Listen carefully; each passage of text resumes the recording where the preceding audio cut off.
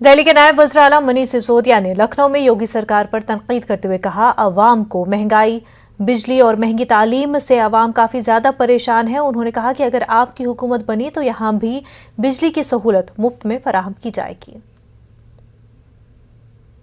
सरकार बनवाइए, जितने लोगों के बकाया बिल हैं, जो योगी सरकार की महंगी बिजली की वजह से आपके ऊपर अपराधी बन के चढ़े हुए हैं, जो आपको अपराधी बना रहे हैं, आम आदमी पार्टी की सरकार बनते ही इन बिलों को फाड़ के फेंक दीजिएगा, सबके बकाया बिल माफ कर दिए जाएंगे। ये महंगी बिजली आपके घर में अगर आती है और महंगे बिल अगर आपके घर में आते हैं तो इसमें अपराधी आप नहीं है, अपराधी वो सरकार है जो महंगी महंगी बिजली करके पैसा कमा रही है। वो पार्टी है जो बिजली महंगी करके अपना चंदा जुटाती है। लोग अपराधी नहीं है, इसमें लोगों को अपराधी की तरह जीने की जरूरत नहीं है। आम आदमी पार्टी की सरकार, जैसे हमने केजरीवाल जी ने दिल्ली में करके दिखाया, वहाँ पे बिजली के बिल ज़ीरो आ रहे हैं, वहाँ पे 24 घंटे बिजली आ रही है।